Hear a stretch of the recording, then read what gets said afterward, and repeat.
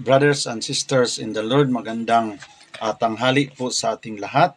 At medyo maaga tayong gumawa ngayon ng programa kasi I have appointment in the in Cebu City sa Biblical Apostolate with Dr. Nati Pagadot. In the name of the Father, of the Son, of the Holy Spirit. Amen. Lord, thank you so much for all the blessings that you have given to us. In spite of all nothingness, you are always there to provide all our needs, loving Father. In the name of your Son, Jesus Christ, and by the power of the Holy Spirit. Open our heart and mind as we listen to your word in the mighty name of Jesus Christ, our Lord. Amen. In the name of the Father, Son, the Holy Spirit. Amen. A reading of the Gospel according to Luke. Glory to you, O Lord. Then Jesus said to them, how it is that they say the Christ is the Son of David.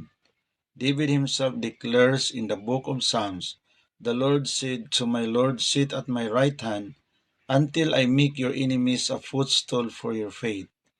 David calls him Lord. How can he be his son?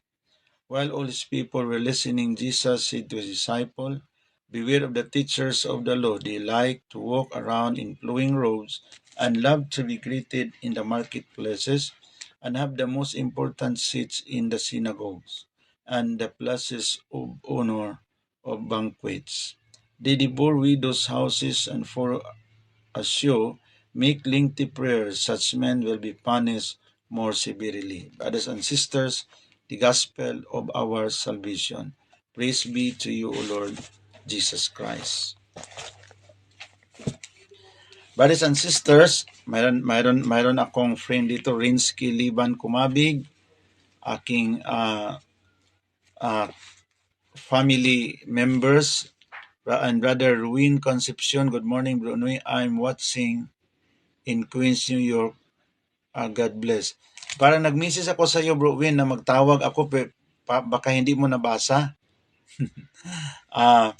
Next time na lang, no? Kasi after this meditation is I will proceed to Intramuros. Thank you so much for all your prayers, brothers and sisters in the Lord.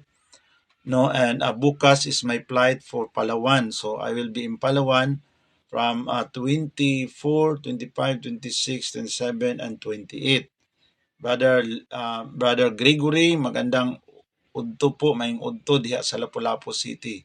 And then pagkatapos sa Palawan, I will proceed to Masbate, 29, 28 ng gabi, 29:30, and then from Masbate, I will proceed to Sorsogon to Legazpi, and then Legazpi back to Metro Manila.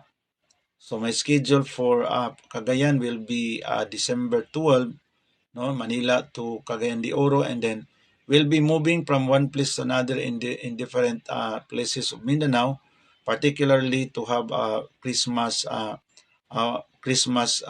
gathering, Christmas visitation sa ating mga converted. Yung sa Makaya lang natin, Brother Gigore, kasi hindi man tayo Diyos, no?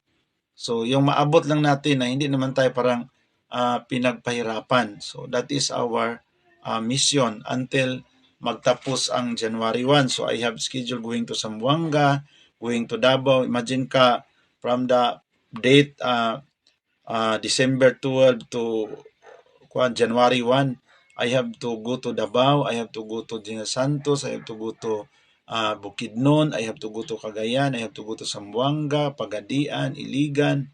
So how can paano natin ito matchap-chap ang panahon? Sometimes mga brothers and sisters, hindi na siya parang tinatawag na hindi na siya parang we are running na Father Bibot. Nandito si Father Bibot. Magandang umaga po sa iyo, Father. So parang yung we are running of the schedule, usahay, mga brothers and sisters, dili na siya Brother Bibot, murag dili na siya maayo ba, no? Kasi mao nga gibawas-bawasan ako ang mga schedule ginagmay. Mabawasan na to. Maka-celebrate sa Pasko nga malipayon, no? Sa November 27 pista diha Father sa Lumbia no Jo mutawag ra ko ron kay nag-live ko. Okay. So mao na siya nga ato ang schedule. So karon ato ang balikta kagahapon no sa pagpamalandong sa libro sa Genesis. So nindot kay ang libro sa Genesis kay dito nato makita ang mga ang kaayo sa Ginoo how he created the nation, all nation, the story how created the world, this universe, and then also how he created how he elected the people of Israel from among the nation, from Abraham, and then until nagiging nation sila, no?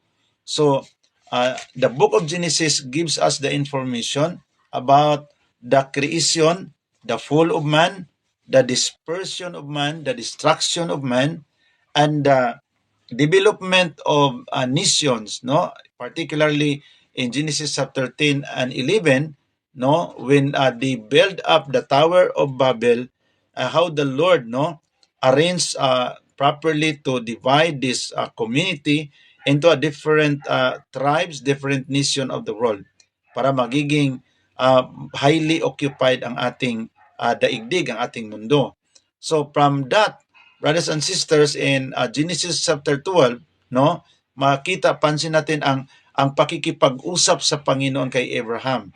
Paano siya inimbitahan ng Panginoon na galing sa kanilang sariling lupain, particularly in Iraq or Iran, and how the Lord called Abraham to the land of Canaan and promised to Abraham na itong lupa na ito ay ibigay niya sa kaniyang mga anak, sa kaniyang lahi. And then followed by the separation of Abraham and his pamangkin Lot, no? Mao lagi Father Bibot ay busy kayo sige na ko kunahon na mo bisita nimo diha. Unya pag abot dito magdagandagan. Running okay lang pero anim gud siya Father ni anak ko mga igsuon nga samtang kaya pa may kusog pa sige travel kay maabot niya ang panahon nga medyo Father maedad-idaran na magpundo-pundo na lang gipud ko ani either diri sa Manila pero ang ako yung medyo pabor ko Father Bibot sa Lumbia kay naaman ko dihay mga hayop, mga pato, mga manok, bibi, mga ganon ba na ako gitanom ng mga saging. So murag nindot kay siya Sister Annalyn, no? Na pero mao lagi tungod sa kabisi dili gyud kaayo makapermanente og dugay pero sige lang, no?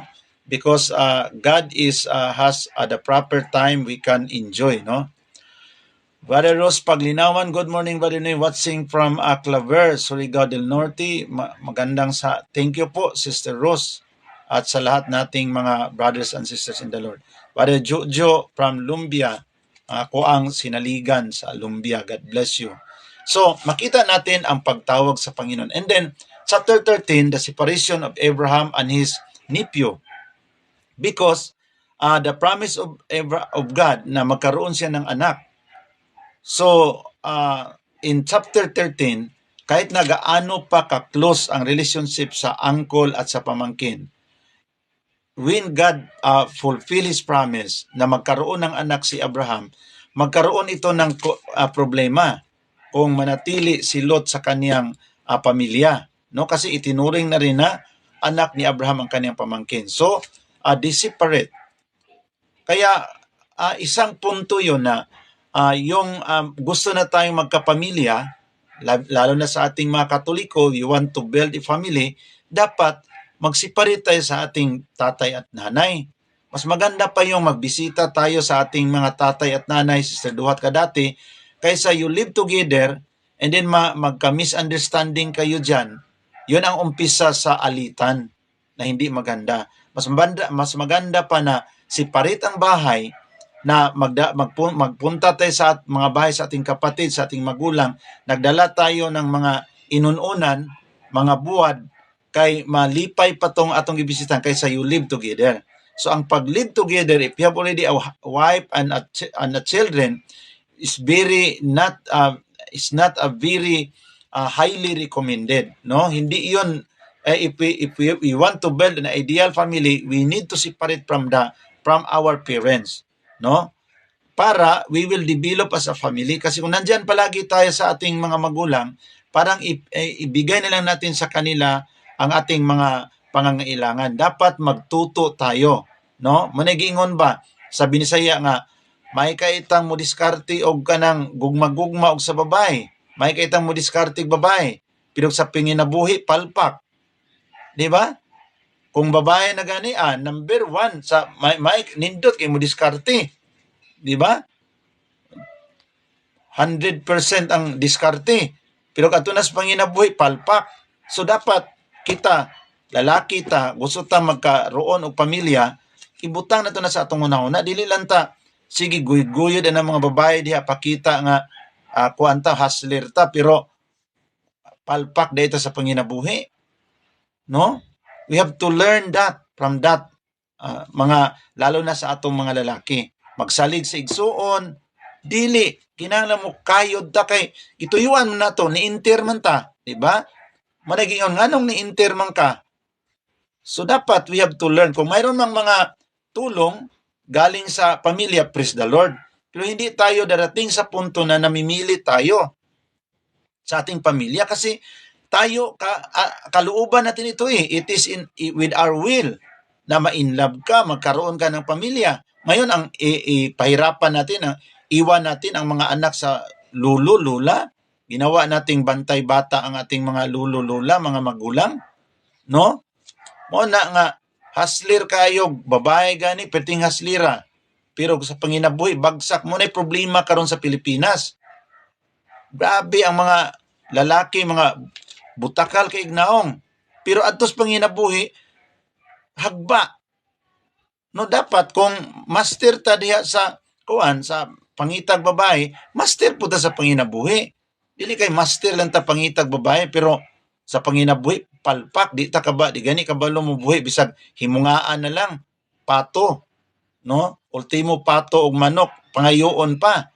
Dili na siya mao. That is a very bad example. Kaya sabi ng Genesis sa creation, ating pinagsabihan na sa Genesis chapter 1, 27 to 28 na and let us create man according to our own image and let them have dominion over the fish of the sea, over the birds of the air, and all the living creature that walk on the ground. So, we are created according to the image of God. And we have to act as a representative of God. No, idisiplina natin ang ating sarili. Kaya nga yung tinatawag disciple, 12 disciple, from the word discipline. Ibig sabihin, this 12 disciples is highly disciplined. And if we are disciples of Christ, followers of Christ, we must be highly disciplined. No? We have to control ourselves. Kaya one of the fruit of the Holy Spirit in Galatians chapter 5 verse 22 to 23 is self-control. No?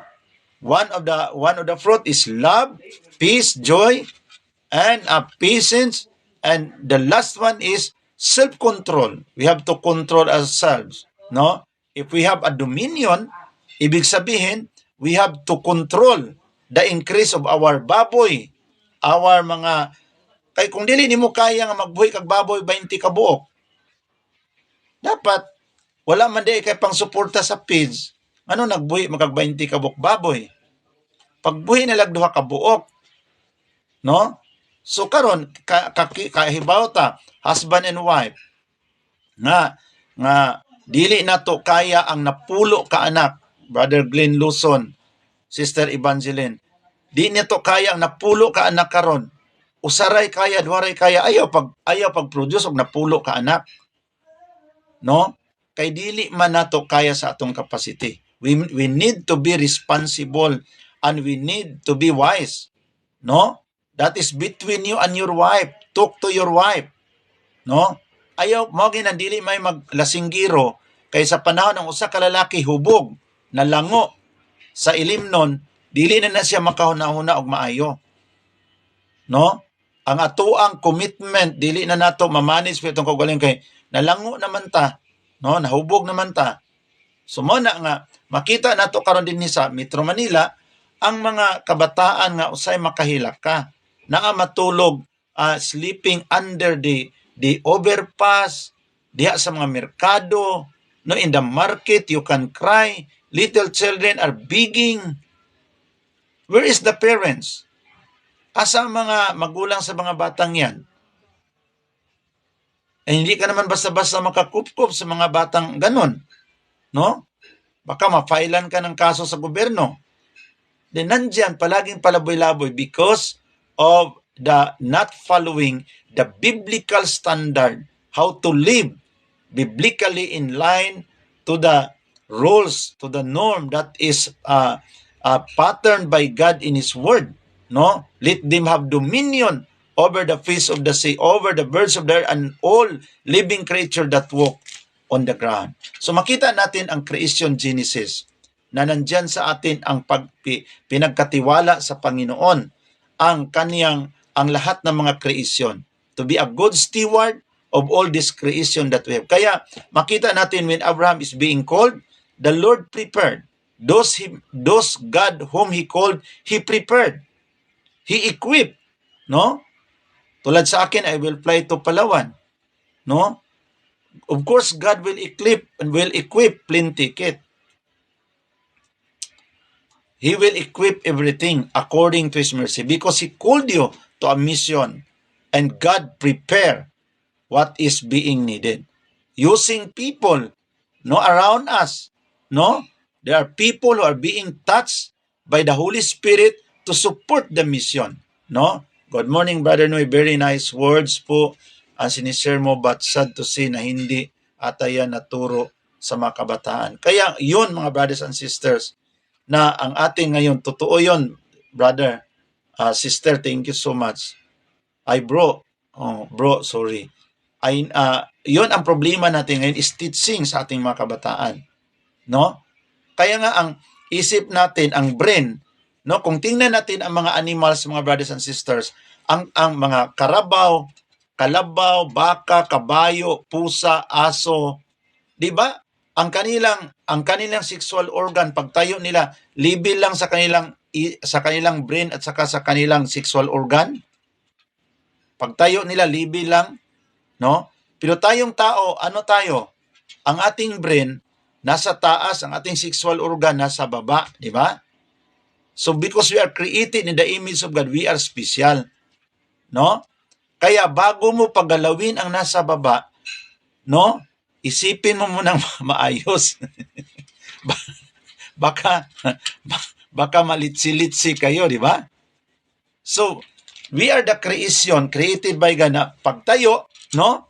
Ang brain, Sister Duhat ka dati, nandyan sa taas, no? Ang sexual organ nasa baba. Sa lahat ng mga hayop, ang kanilang brain at saka sexual organ naka-level lang, no? Kaya pag gagalaw, hindi nila makontrol, di ba? Level lang ang brain at saka ang sexual organ eh. Oh. Pero sa atin, nandyan sa taas ang brain kasi bago paggalawin ang nasa baba, pakilusin mo muna ang utok mo. Baka mateknikal kayo, mayari kayo. Kaya sa Genesis chapter 1 verse 27 to 28, let them have dominion. O ikay magbuot, ha? Ikay magbuot sa mga langgam, magbuhi kag langgam, magbuot ka sa mga isa, maghimo kag pispan. Ikay magbuot, you have to have dominion sa mga baka, kabaw. Ni ikaw di nakakabuot sa imong gibati. Dapat i-control na to ang atong gibati. No? I-control na to. Manang ang atong brain, gitaas. Layo ra kay ang sexual organ to sa ubos. Kay hunahon sa nimo pag-ayo. 1,000 time. Bago ka muuki sa imong kumpare na kay asawa. Palihukan ang imong utok. Ayaw nang naa sa ubos. Kay na kay asawa. Ha? Na kay mga anak, na kay pamilya. Pagklaro di mo pito na daghang kay rong gubot kayo ang atong panahon. Sigig dagan kay rapi tulpo kay lahi ang ilang gipalihok, no? Wa nila gamita pag ilang utok nga karon anay mga CCTV, nanay kamera. May pareha sa una nga wa pay mga CCTV, wala pay mga digital camera, no? Gamito na tog ayo mo nang palihokon sa nato atong utok. Mo nang in the creation of man, we are so special. We are created in the image of God. Our brain is higher than the human sexual organ so that our brain can think, no? Seriously, carefully considering before doing these things. Kaya mga lalaki at mga babae, di ba? Ngayon, anong nangyari sa ating panahon? Bakit nagkalitsi-litsi ang kanilang buhay?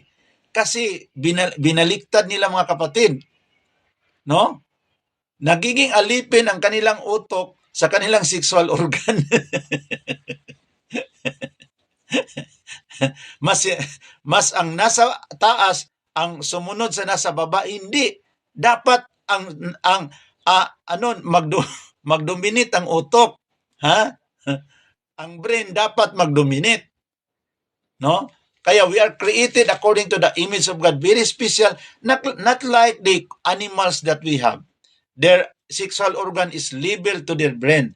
But to us human, because we are created in the image of God, we are very special. That's why our brain is created above our sexual organ so that we have to think it first. Maganda ba to?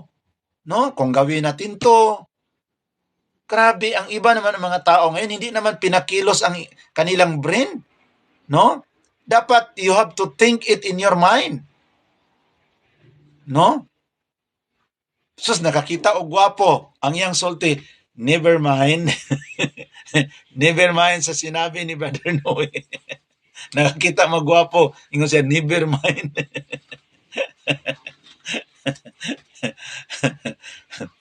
O niya, pag dili gwapo, I will apply the principles. Pag gwapo, never mind. Kaya yon ngayon ang ating dapat kahit na dito sa ministry we have to think over and over. Magpari ka, dapat isipin mo. Tulad sa akin ba na mayroon akong I help someone studying to the priesthood. Din yung I have to think it thousands of times, so I help. Pero naisahan pa rin ako. Bigla siya nag-regency. Alam niyo yung regency? Ibig sabihin, huminto siya sa seminary. Hindi siya nagpaalam. Never inform me or never inform some benefactor. Yun ang hindi maganda. So, using our brain, if we are studying in the priesthood, inform our benefactor, those people who sacrifice their lives to give us any amount, we will inform them properly na we are not anymore in nag-regency. Yung regency, naguna-una pa ka ba? No, ni suri-suri sa ka kung magpadayon bigag eskwela pagkapare. So we have to inform. Kasi ang cases man gud diyan mga kapatid, kung hindi natin yun iniisip, tayo ang matamaan. Kasi hindi na tayo nag-aral sa seminaryo din, pumunta, nag-regency tayo. So of course, yung mga benefactor, malungkot, di ba? Kasi I continually share my commitment, but you did not inform me na nag-regency ka ng 1 and 2 years. So, akala natin, enjoy tayo, kasi there is a blessings, but the effect is tayo pa rin ang natamaan. Kasi pag nalaman sa mga tao na nagsakripisyo, malungkot, pati na ako malungkot. Bakit ginanon ako? Ano bang kasalanan aking nagawa? Hindi man ako namumulot ng pira. Ako ang nagmakaawa sa mga may pira. So ako ang nagiging mukhang pira sa kanila para matulungan siya sa kanyang pag-aral seminary. Nagiging mukhang pira ako doon, Sister Duhat ka dati, para matulungan sa pag-aral pagkapare. Hindi nagpaalam na nag-regency. So ngayon, ako ang natamaan. Diba? So, this is a sacrifice and we have to think, no? O, mga seminarista, if you want to stop your mag-regency, inform properly the benefactors para hindi masaktan kasi ngayon hindi basta-basta ang maghanap ka ng mga benefactor, no? Para lang matustusan ang pangangailangan sa seminary. So ngayon, bumalik sa seminary. So nag-present again sa pangangailangan. So nasaktan ka na. So wala ka ng Sister Duhat Kadati, wala ka ng yung enthusiasm na maghanap, no, mag-connect sa mga benefactor because nasaktan ka. Okay, di ba? So yun ang sa mga nag-aral pagkapari, no? Priesthood, you always inform our benefactor para matuwa din sila. So dito sa Book of Genesis, nandito ang ating kapatid, Pastor Quirino Saluna. Pastor, you are blessings from God in your community and in your family. Thank you so much for your sacrifice in serving the people, not only to your community, but to all the people who needs you. So in the Book of Genesis, we can see the movement of God, no, the covenant of God with Abraham. So ito pa lang mga blessings na ibinigay sa Panginoon, no? It must be with the agreement with the Lord. No, in Genesis chapter 28, Jacob, no, promise to God. Sabi niya, Lord, pag i-bless mo ako, Genesis chapter 28 verse 18 to 22, pag i-bless mo ako, ibigay ko ang ikapo sa lahat na ibigay mo sa akin. Kung panalanginan ko nimo, Lord, akong ihatag sa imong ikapulo sa tanang butang nga imong ihatag kanako. So ang pangutana, asa man nato ihatag ikapulo? Didto sa simbahan. Asa man simbahan? Didto sa alagad sa Ginoo. Okay? How can we know na ang kana siya nga tao maoy ato ang nga simbahan atong dadon ang ikapulo?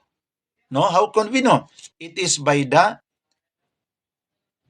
motivation of the Holy Spirit. Ma-feel nato ang burden. We can feel the burden na para bang ang Holy Spirit magsabi na bigyan mo sa kanya ibigay ang blessings. No? Tulad kahapon, mayroong isang brother na nag-PM, no? Brother Arnold, parang nandito ka, no?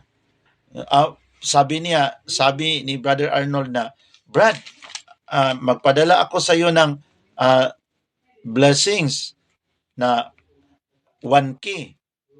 So sabi ko, Lord, Brother Arnold, thank you naman sa 1,000. Siya, paano ka nakapag-desisyon na you consider to share your blessings to the ministry? Sabi ko kay brother, sabi niya, so ang reply niya, sabi niya, Sir Duhat Kadati din, sabi niya na, para bang the Lord is stealing my heart to give this to your ministry. So what motivates, unsay nag-motivate sa ating brother is the Holy Spirit. Na murabag, sa Bisaya pa, murabag ang naagi ni sulti na ko nga ihatag na ko ning amount sa ministry nimo. Mao nga ni communicate ko. It seems that the Lord is telling me very clear in my heart to give this love offering for your ministry. So that is what we call motivation of the Holy Spirit. We give because we are motivated by the Holy Spirit. Diba, brothers and sisters? So that's also Jacob. He promised to the Lord in Genesis chapter 28 that in everything you have to give to me, Lord, I will give 10%. Sa lahat na ibigay mo sa akin, magbigay ako ng 10% sa iyo. At ito ginawa din ni Abraham sa Genesis chapter 14. Yung nanalo siya sa digmaan laban sa mga kaaway, no? In Genesis chapter 14 verse 19 to 20, Abraham give his 10% to Melchizedek, the priest of Salem. So it was with all his freedom, commitment to share. And who told Abraham, brothers and sisters, who told Abraham that to give something to the priest Melchizedek? Sister Asuncion, no? Sa Genesis chapter 14, sino kaya nagsabi kay Abraham? No? And absolutely it is the Holy Spirit that moved in the heart of Abraham to give 10% to Melchizedek, priest of Salem. Walang taong pwedeng makadikta sa atin. Sister Asuncion, bigyan mo yung mga seminaryan. Sino bang tao magdikta sa atin? Diba? So that is the Holy Spirit. But sometimes may mga seminarya na ganon, no? Na nagpari ka na dyan, na huwag ka na maayusin mo ang buhay mo. Mayroon parang girlfriend. Diba, hindi ba tayo naawa sa mga benefactor? No? What is the purpose of entering a seminary? Para may maraming maawa? O because we are called by God to serve Him in the altar and to proclaim the gospel? Kasi marami ngayon na pumunta sa seminary, mayroon pa silang mga buntot. No? Sabi ng isang nagpa-advise siya, sabi niya, alam mo, nanalangin ako sa Panginoon kung magpapari ba ako. No, I contemplate. So what is the result of your contemplation? Sabi niya, matagal ang aking contemplation, pero hindi pala talaga ako tinawag pagkapari. Ano ang analysis? Paano ka matawag sa Ginoo pagkapari? Mayroon kang buntot-buntot na girlfriend. Walang Panginoon magtawag sa iyo pagkapari kung you are discerning, mayroong nakaupo sa katabi mo. Right, brothers and sisters? How could the Lord called us into the priesthood if there is someone sitting at your side? Cannot. No? Because God will not do that. He can look someone, no? Yung sabi ni Elijah sa Panginoon, Lord, patayin mo na ako kasi lahat sumasamba na sa mga Diyos-Diyosan, ako lang naiwan. Pero sabi ni Lord kay Elijah na huwag kang magsalitang ganon because there is still 7,000 in Israel that do not worship idol Baal. So akala mo ikaw na lang ang naiwan? No? Mayroon pang marami, ako lang nakaalam. So kaya if we are called into the family life, that is still a blessing to the Lord and to the church. Kasi we can produce children na magiging maglingkod sa Panginoon. But to be a priest is a very sensitive. Napaka-sensitibo, napaka-seryoso, no? Napaka-misteryoso na bukasyon na kung saan tayo maglingkod sa ating Panginoong Diyos.